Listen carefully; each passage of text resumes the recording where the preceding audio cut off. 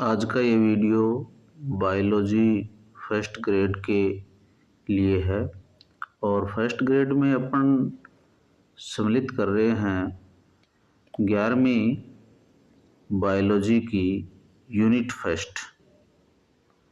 इसमें 50 MCQs question हैं जो कि पिछले सालों में आए हुए हैं, बहुत ही ज़्यादा इम्पोर्टेंट हैं। तो चलो आज की इस वीडियो के अंदर पहला जो क्वेश्चन है वो है सिस्टेमा नेचुरी नामक पुस्तक किसने लिखी थी। तो सोच के बताइए किसने लिखी। तो आपका सही आंसर आने वाला है कैरोलस लिनियस। लिनियस ने सिस्टेमा नेचुरी पुस्तक है वो लिखी थी और द्विनामपत्ति भी इनके द्वारा दी गई थी। द्विनामपत्ति में 2 पद होते हैं, एक पद वंश का, दूसरा क्या होता है, जाति का होता है। नेक्स्ट क्वेश्चन है ICBN का पूरा नाम क्या है, बताइए। International code of botanical nomenclature, international code of biological nomenclature, international code of botanical naming और Indian code of botanical nomenclature. तो बताइए क्या होगा। तो international code of botanical nomenclature ये पौधों के वैज्ञानिक नामकरण के लिए सही अंतर्राष्ट्रीय कोड है।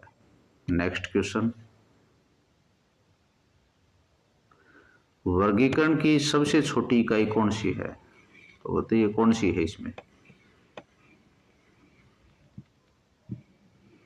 तो इसमें जाति सबसे छोटी, जाति वर्गीकरण की आधारभूत और सबसे छोटी इकाई।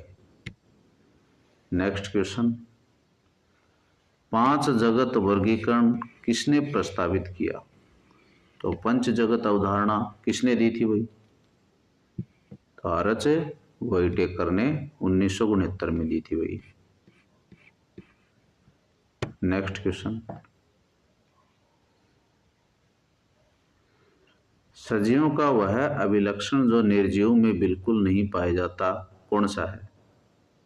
तो कौन सा है भाई। क्या निर्जीव मेटाबॉलिक क्रिया कर सकते हैं क्या, नहीं कर सकते।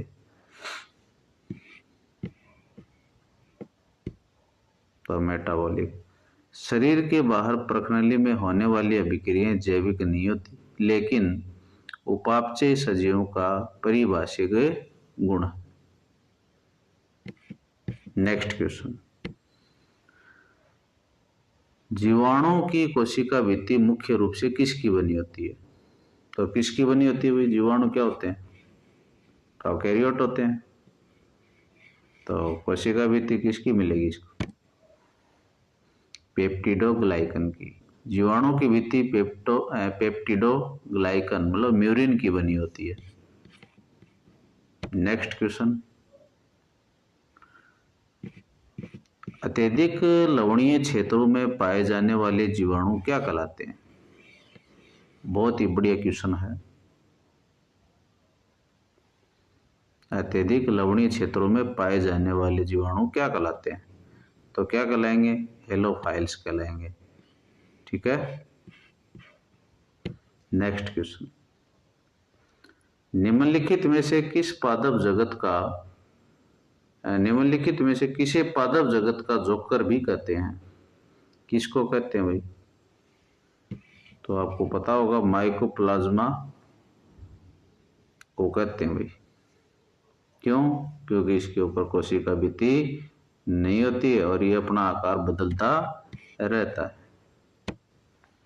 नेक्स्ट क्वेश्चन, डाइटम की कोशिका भित्ति में क्या जमा होता है जो इसे नष्ट नहीं होने देता है। तो क्या जमा होता है भाई। तो सिलिका का जमा होता है।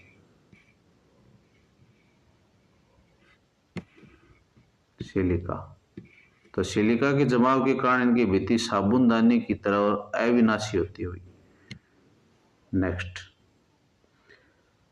कौन सा जीव लाल ज्वार के लिए जिम्मेदार है? तो वेरी वेरी इंपॉर्टेंट क्वेश्चन अभी कई एग्जामों में आया हुआ है। गोन्यूलेक्स।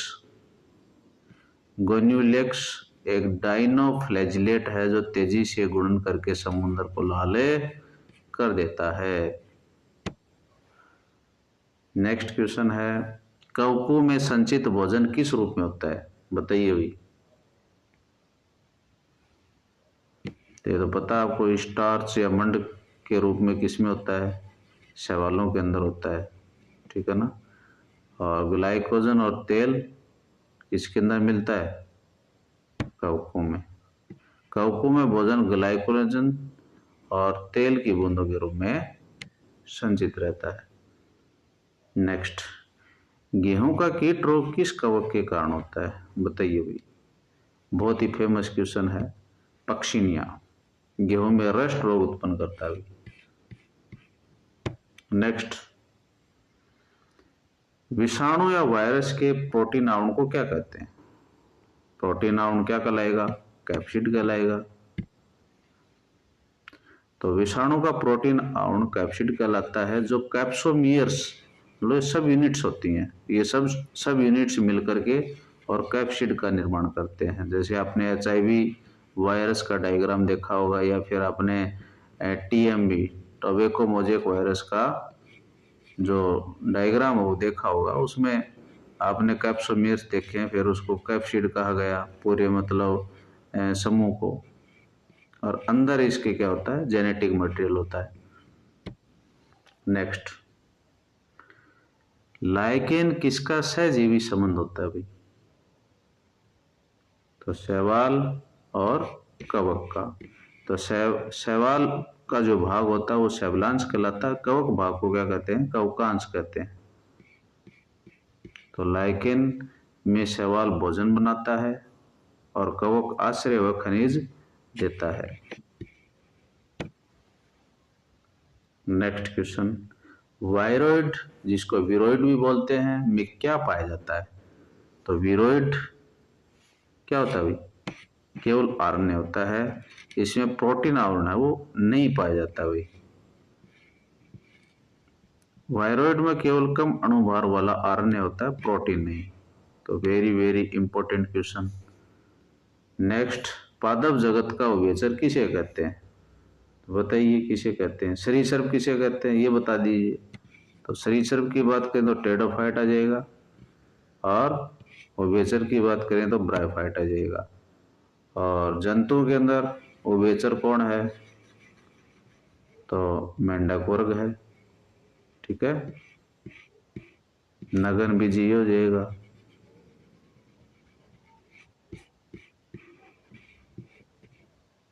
नेक्स्ट, अगर अगर किससे प्राप्त होता है? अगार अगार बोलते हैं इसको।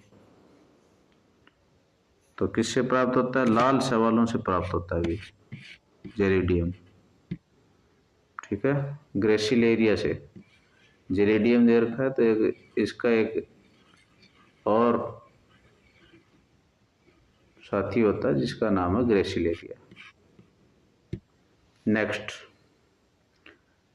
प्रथम संवहनी पादप कौन से हैं?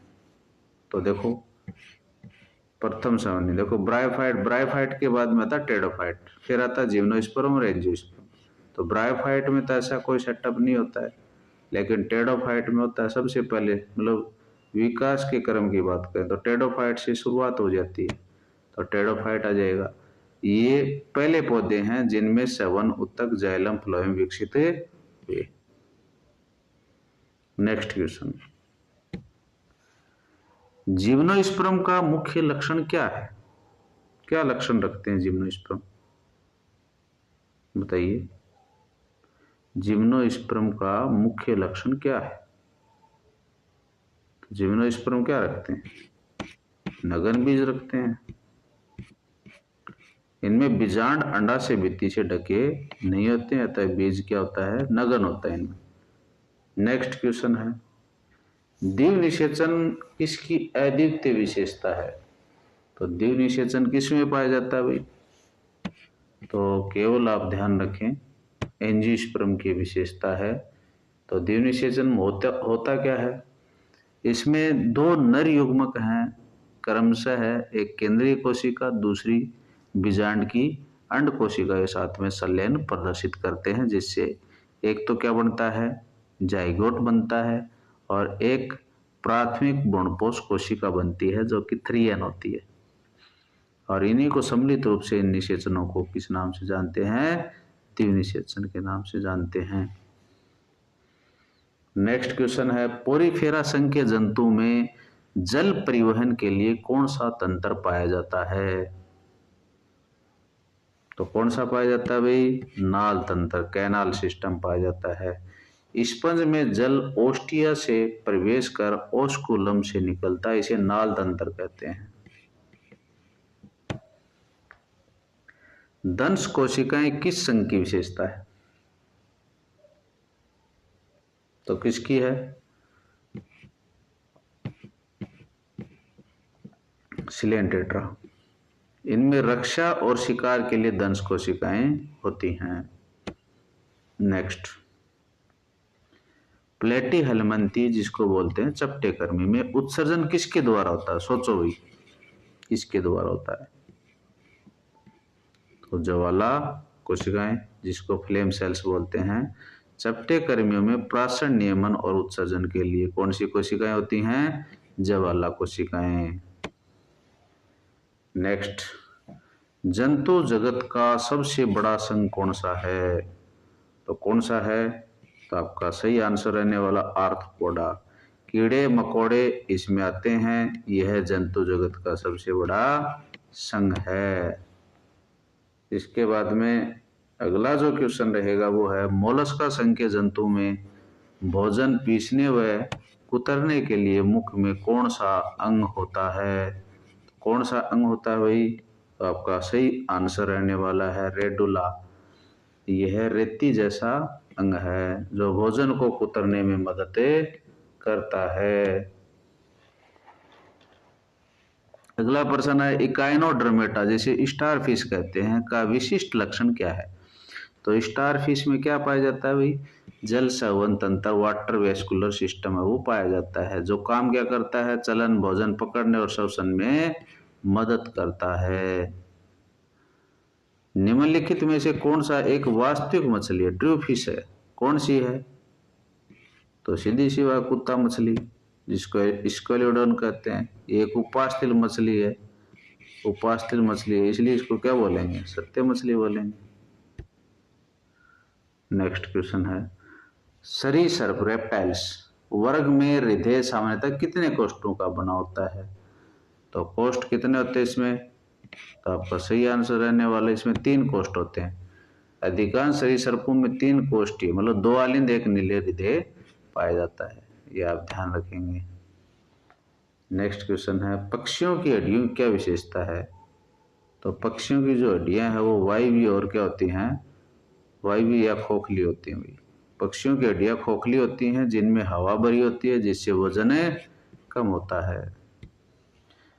नेक्स्ट क्वेश्चन है, स्तनधारियों का सबसे मुख्य पहचान लक्षण क्या है? भाई मैमिलियंस होते हैं, उनमें मुख्य पहचान लक्षण क्या होता है सबसे प्रमुख? तो कौन सा होता है? स्तन ग्रंथियां, मैमिलरी ग्लैंड्स। तो दूध उत्पन्न करने वाली ग्रंथियां केवल स्तनधारियों में ही पाई जाती हैं। अगला प्रश्न है, किस वर्ग के जंतुओं में नोटोकॉर्ड जीवन भर उपस्थित रहती है? तो किन में होती है? तो सिफेलोकॉर्डेटा के अंदर। इनमें सिर से पूंछ तक जीवन भर नोटोकॉर्ड रहती है। उदाहरण के लिए आपने एम्फिओक्सस को देखा होगा। नेक्स्ट, मछलियों में श्वसन किसके द्वारा होता है? सोच के बताइए, किसके द्वारा होता है? आसान सही प्रश्न है, तो गिल्स के द्वारा। नेक्स्ट क्वेश्चन, निम्न में कौन सा एक अंडज स्तनी है? तो अंडज स्तनी कौन सा है? तो प्लेटी क्या जाएगा? प्लेटिपस आ जाएगा इसमें। तो प्लेटिपस अंडे देने वाला क्या है? स्तनधारी है। नेक्स्ट क्वेश्चन है, साइनोबैक्टीरिया में नाइट्रोजन स्थिरीकरण करने वाली विशेष कोशिकाएं क्या कहलाती हैं? तो विशेष कोशिकाएं क्या कहलाती हैं भाई? हेटेरोसिस्ट कहलाती हैं। तो नोस्टॉक और एनाबिना में हेटेरोसिस्ट नाइट्रोजन स्थिरीकरण करती है।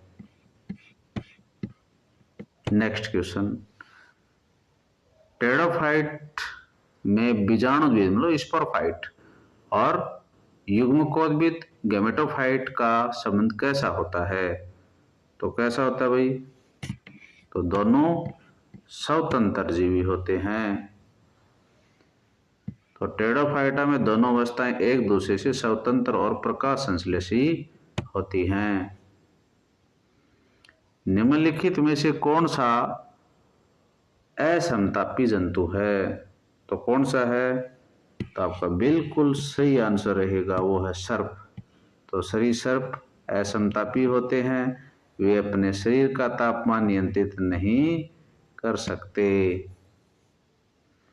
नेक्स्ट, संघ टेट्रा में पॉलिप और मेडुसा अवस्थाओं के एकांतरण को क्या कहते हैं? तो क्या कहते हैं? मेटाजेनेसिस। ओवेलिया में पॉलिप और मेडुसा का पीडी एकांतरण मेटाजेनेसिस कहलाता है। वेरी वेरी इंपॉर्टेंट क्वेश्चन है। जातिवर्तीय वर्गीकरण किस पर आधारित है? तो विकासीय संबंध पर आधारित है। तो फाइलोजेनेटिक वर्गीकरण जीवों के विकासवादी इतिहास पर आधारित होता है। हर्बेरियम क्या होता है भाई? तो सूखे और परिरक्षित पौधों का संग्रहण है। ये लो, हर्बेरियम शीट पर पौधों को सुखाकर दबाकर परिरक्षित किया जाता है। देखा होगा आपने, अपन प्रैक्टिकल फाइल के अंदर करते हैं। नेक्स्ट, कवक और शैवाल की कोशिका भित्ति में मुख्य अंतर क्या है?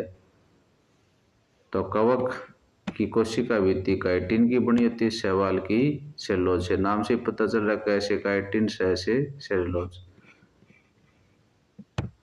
नेक्स्ट क्वेश्चन है, आर्थ्रोपोडा का शरीर किससे ढका होता है? तो किससे? काइटिनस बाह्य कंकाल से ढका होता है। कीड़ों का शरीर काइटिन के कड़े आवरण से ढका होता है। नेक्स्ट क्वेश्चन है, निम्नलिखित में से कौन कूट गुहा दर्शाता है?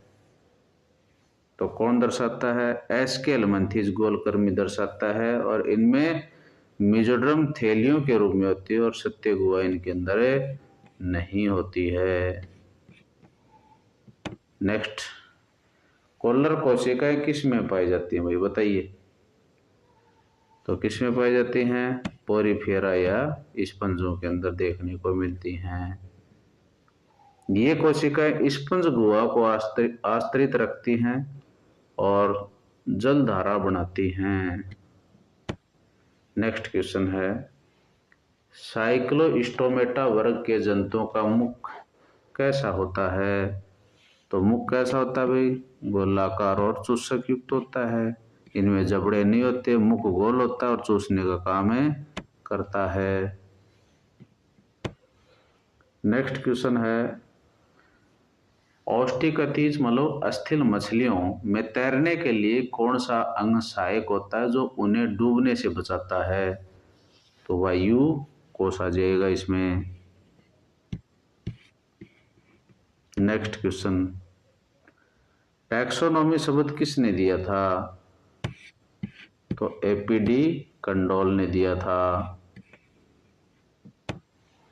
नेक्स्ट क्वेश्चन है, ब्रायोफाइटा को पादप जगत का उभयचर क्यों कहते हैं? क्योंकि निषेचन के लिए किसकी आवश्यकता पड़ती है? जल की आवश्यकता पड़ती है, इसलिए इसको उभयचर कहते हैं। नेक्स्ट, कोएनोसाइटिक कवक जाल किसमें पाया जाता है? तो फाइकोमाइसिटीज के अंदर देखने को मिलता है। इस वर्ग के कवकों में पट नहीं होते हैं, जिससे कवक जाल बाहु के अंदर किए हो जाता है। अगला प्रश्न है, किंगडम मतलब जगत और क्लास मतलब वर्ग के बीच कौन सी श्रेणी आती है जंतुओं के लिए? तो आपका उत्तर रहेगा फाइलम आती है। तो जंतुओं में किंगडम, फाइलम, क्लास ये संबंध होता है। और आज के वीडियो का लास्ट जो क्वेश्चन रहने वाला वो स्क्रीन पर आपको दिख रहा है। युगलिना को पादप और जंतु के बीच की कड़ी क्यों माना जाता है? क्यों माना जाता है भाई? इसमें क्लोरोफिल और प्रकाश संश्लेषण होता है, इसलिए माना जाता है। सूर्य के प्रकाश में यह पौधों जैसा स्वपोषी और अंधेरे में जंतुओं जैसा परपोषी व्यवहार करता है। तो इसके साथ में ही आज का ये जो वीडियो वो समाप्त होता है। अगले वीडियो मिलेंगे, तब तक धन्यवाद।